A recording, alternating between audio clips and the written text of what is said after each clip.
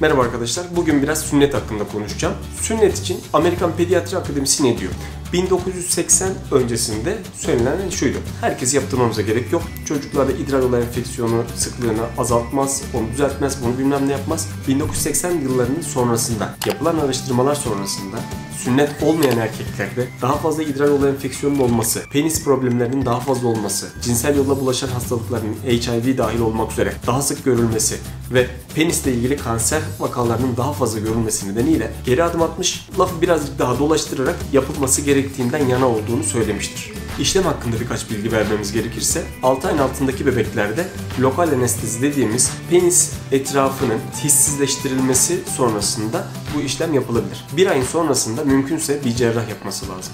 Bu cerrah genelde Türkiye koşulları için söylüyorum, çocuk cerrahisidir ya da ürolojidir. Bu iki cerrah daha uygun. Ama bunlar olmazsa da normal bir genel cerrah da aynı şekilde sünnet işlemi yapabilir. Çok kaba, çok bilinmedik bir olay değil. Operasyon sonrasında, yani sünnet sonrasındaki ağrıyı gidermek için parasitamoller uygun. Parasitamol dediğimiz nedir?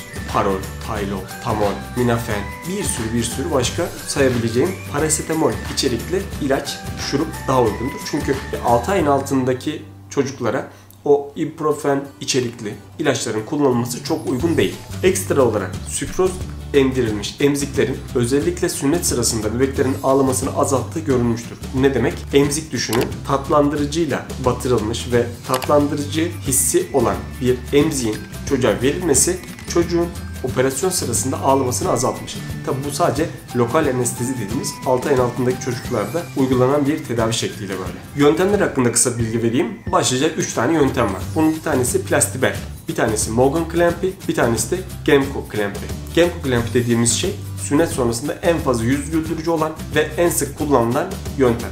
Sünnet olduğunuz başınıza ne gelebilir dediğimiz zaman bu komplikasyon dediğimiz başınıza ne gelebilir kısmı %1'den daha düşük. Yani genellikle sünnet sonrasında herhangi bir komplikasyon görülmüyor. Komplikasyonlar içerisinde de en sık görülen sünnetin dikiş yerinde ya da sünnet sonrasında o sünnet alanında bir kanama görülmesi. Enfeksiyonlar çok nadir görülüyor. Ama şunu söylemem gerekiyor. Eğer peniste çocuğun yani pipisinde bir kızarıklık ve şişme durumu varsa, enfeksiyon düşünüyorsanız agresif olarak tedavi etmeniz lazım. Vakit geçirmeden sistemik antibiyotik verilmesi lazım. Yani kremlerle oranın düzelme ihtimali yok. Ağızdan, damardan ya da kas içerisine yapılarak antibiyotiğin çocuğun tedavi olmasını sağlamalısınız. Yani sistemik, kan içerisinde dolaşan bir antibiyotik gerekiyor.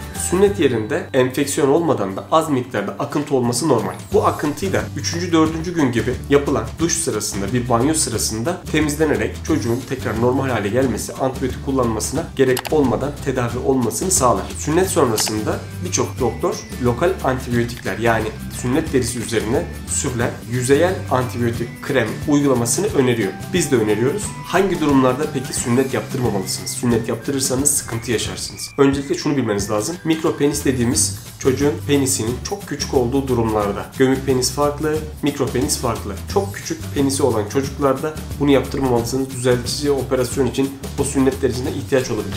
İkinci aşamada hipospadyas ya da epispadyas dediğimiz normal penisini düşünün. İdrar çıkan yerin penisin alt tarafında ya da üst tarafında olma durumu hipospadyas ve epispadyas durumudur. Bunlarda da aynı şekilde gene düzeltici operasyon için sünnet derisi gerekebileceği için sünnet yaptırıp o deriyi sakın uzaklaştırmayın. Sünnet sırasında hem o düzeltici işlem yapılır hem de sünnet yapılır. İki işlem de tek seferde hallolmuş olur. Üçüncü olarak da ağrılı ereksiyon durumu. Yani eğer bir ereksiyon sonrasında penis düz değil de eğik oluyorsa ve bu ağrı oluşturuyorsa gene burada da düzeltici operasyon için sünnet derisine ihtiyaç var.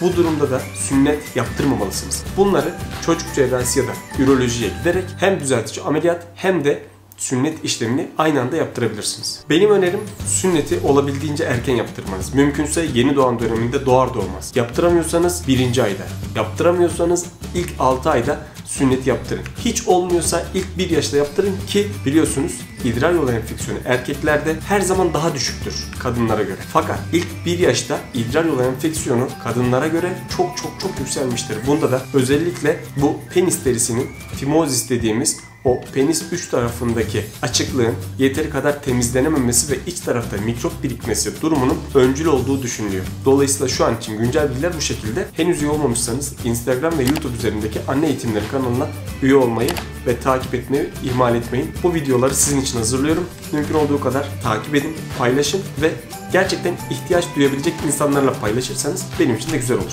Şimdilik böyle olsun. Kafanızda kalan bir şey olursa alt tarafta yorum olarak bekliyorum. Görüşmek üzere.